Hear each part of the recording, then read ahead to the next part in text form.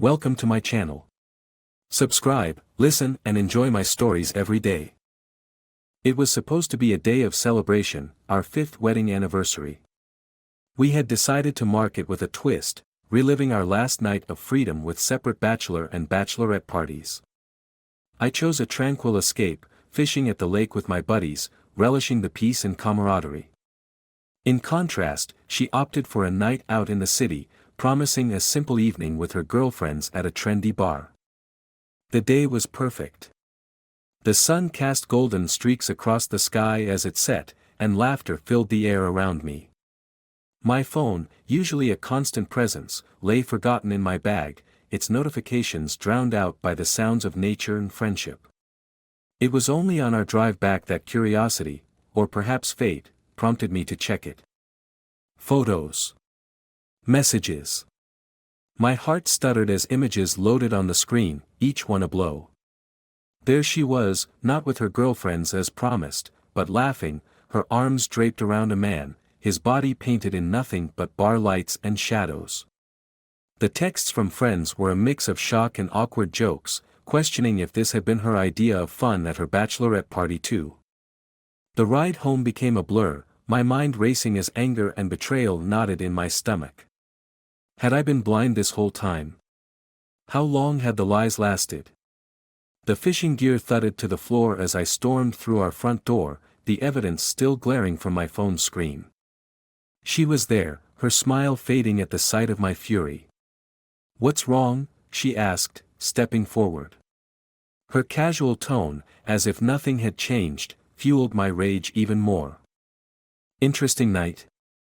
I threw the words at her like daggers, holding up my phone. The color drained from her face as she recognized the photos. "Was it like this before we were married too?" She stuttered, a fumbled attempt to explain, but the lies tangled on her tongue. "It was just a game, a dare. It didn't mean anything. I love you." But the trust was shattered, the images burned into my memory, erasing the years of love and laughter. That night, the house was filled with the cacophony of shouted accusations and smashed promises. By dawn, the decision was made: revenge, not reconciliation, would be my path. I contacted a lawyer, set the wheels of retribution in motion, and watched as her life unraveled under the weight of her choices. The divorce was quick, bitter, and as merciless as her betrayal. When it was all over, she was a ghost of the woman I had married, and our paths never crossed again. As I lay in bed that night, the house eerily quiet, I realized that this was just the beginning. The main plot of my new life was yet to unfold, and the intrigue of how far I could push back against betrayal was only starting to reveal itself. The morning sun cast a harsh light on the remnants of last night's chaos. As I surveyed the once shared bedroom, now strewn with the detritus of a life being pulled apart, a cold resolve settled over me. I was not just going to walk away, I was going to ensure she regretted her betrayal. First, I turned to social media, the battleground of public opinion. With meticulous precision, I crafted a post. Not overtly accusatory, but enough to stir whispers. I uploaded a photo of the two of us, happier times before her deceit, captioned, "End of a chapter." Grateful for the lessons learned about trust and true colors. Within minutes, the notifications began to roll in, friends and strangers piecing together the story from the crumbs I had left. Next, I focused on her financial security. During our marriage, I had been the primary breadwinner, supporting her fledgling art career. I called the bank, halting the joint accounts, and rerouted my earnings to a new account she had no access to. With each transaction, a sense of empowerment washed over me, countering the residual hurt from her actions. By midday, I was pacing our living room, rehearsing for the confrontation I knew was inevitable when she returned from her makeshift studio, a small setup in a friend's garage where she painted. The door swung open earlier than expected. She stood there, her eyes wary, a portfolio clutched against her chest. "We need to talk," she said, her voice steady but her hands betraying her nervousness. "I think everything that needed to be said was shouted last night," I replied coldly, blocking the doorway to the living room. This isn't just about us.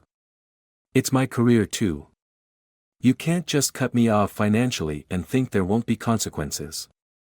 Her attempt at defiance was tinged with desperation. You should have thought about consequences before, I snapped back, my voice rising. You gambled everything for a night of thrill. Now, you face the real-world consequences of your choices. Her face crumpled, the reality of her isolation dawning on her.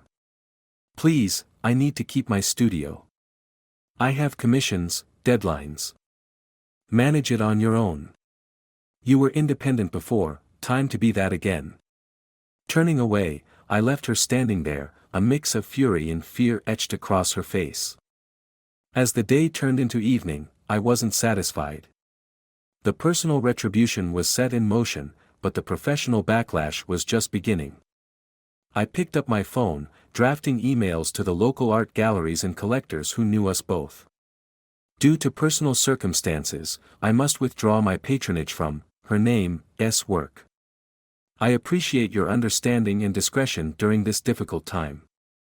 Lying in bed that night, the silence wasn't empty but filled with the buzz of my racing thoughts. Had I pushed too far? No, a voice in my head reassured. This was just the balance of scales, her actions, my reactions. As sleep finally claimed me, I knew this was only the second act of a long drama. The main plot of our severed ties and the ensuing fallout was still unfolding, and I was ready to see it through to its bitter end. The early morning light was just breaking, a new day, but the remnants of yesterday's storm clouded over me like a shadow. My phone buzzed relentlessly on the nightstand, a barrage of reactions from last night's reveal. With each message of support or shock, a bitter satisfaction grew within me. Yet, as I scrolled through the texts, one caught my eye, a message from a number I didn't recognize. You've made your point, but this has to stop. Meet me at Café Verde, 10 a.m. We need to talk. The message was terse and signed, but the intent clear. It was her, or someone close to her, looking to negotiate or plead. The prospect steeled my resolve further. I arrived at the cafe ahead of time, the brisk morning air sharp against my skin. Seated at a corner table, I watched as she walked in, a few minutes past 10, her appearance less poised than I remembered. Dark circles under her eyes and a hurried look about her suggested sleep had evaded her too. She spotted me and made her way over, sitting down without an invitation. I got your message, I started, cutting to the chase. What's so urgent? She hesitated, wringing her hands before she spoke. I know I've wronged you, and I'm not here to justify any of that. But you're going after my career, my life. It's too much. You're destroying everything I have. Isn't that what you did? I retorted, my voice steady despite the turmoil inside. You destroyed our marriage, our future. I'm sorry, truly, I am. But if you keep this up, there won't be anything left of me to regret what I did. Her voice cracked, and for a moment, I saw the vulnerability she had hidden under her defiant exterior. Maybe that's the point, I whispered, leaning in. You need to feel the weight of your actions, just like I have. Her eyes welled up, a tear escaping down her cheek. Please, I'm asking you, for the sake of what we once had, stop this. I paused, considering her plea. Was there a line I was about to cross that couldn't be uncrossed? My heart battled my wounded pride. After a long silence, I finally spoke. I'll think about it. But this isn't just about what you want or need anymore. We left the cafe separately, the air between us thick with unsaid words and unresolved tensions. As I walked back to my car, the early victory felt hollow. The further I walked down this path of vengeance, the more I questioned the end goal. Was I seeking justice, or had I veered into the realms of cruelty? That afternoon, my phone rang. It was a mutual friend, someone who had stayed neutral. I've seen what's been going on, he said, his voice serious. I get why you're hurt, but this isn't you. You're better than this. His words struck a chord. Was my quest for retribution turning me into someone I wasn't? The conversation left me unsettled, the first seed of doubt planted firmly in my mind. As the day closed, and the sky painted itself in shades of orange and purple, I reflected on the path laid out before me. Retribution had felt justified, necessary, but at what cost? The intrigue of what lay ahead in our dismantled lives hung heavily, the script of our story still unwritten, the next steps uncertain but necessary. This chapter of vengeance was drawing to a close, but the story, our story, was far from over. The city was cloaked in darkness, a fitting backdrop for the final act of my revenge. As the days had turned into weeks, my resolve had only hardened, fueled by the whispers of betrayal and the echoes of deceit. Tonight, it would all come to an end. I parked my car a block away from the gallery where her most important exhibition was to debut. This was her chance at redemption, a way to salvage her career from the ashes of our broken marriage. But I had other plans. Armed with evidence of her duplicity that I had painstakingly gathered over the past weeks, I strode into the gallery. The bright lights and the murmur of the crowd contrasted sharply with the storm brewing inside me. I spotted her across the room, laughing, her mask of innocence fooling everyone but me. I approached, my steps measured, my heart pounding with the drumbeat of retribution. "Enjoying the evening?" I asked, my voice laced with venom. She turned, her smile faltering as she saw the cold fury in my eyes. "What are you doing here?" she hissed, a nervous twitch in her smile. "I came to give you this." I thrust the envelope into her hands. "Proof of your lies, your affairs, not just with one, but many. Did you really think you could keep it hidden forever?" Her face paled as she glanced at the photographs and messages spilling out. Around us, the whispers started, the crowd's curiosity piqued by the drama unfolding. "You can't do this. You'll ruin me," she pleaded, her voice breaking. "You did that to yourself," I said, stepping back as I took in her desperation. "Everyone will know who you really are." As she struggled to compose herself, I turned to the gathered crowd, my voice ringing out. "Ladies and gentlemen, the artist isn't just a master of paints but of deception too." The crowd murmured, their eyes shifting from me to her, the air thick with tension.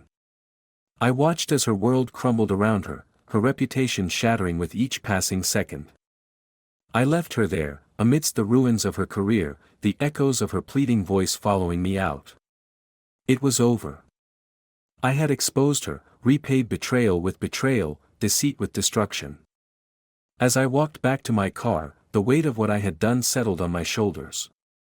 There was no joy in this victory, no peace in the aftermath. I had expected to feel free, unburdened, but the taste of revenge was bitter. Days later, the final blow arrived, not from me, but from her own hand. The news broke that she had fled the city, her career in tatters, her life a shadow of what it once was. She had become a pariah, unable to face the world she had deceived. And so, our paths parted forever, not with the closure of mutual understanding, but with the raw, unhealed wounds of betrayal. I had sought revenge and found it, but at the cost of my own peace. The city lights blurred into the night, the darkness a veil over my solitary victory, a reminder of the price of vengeance.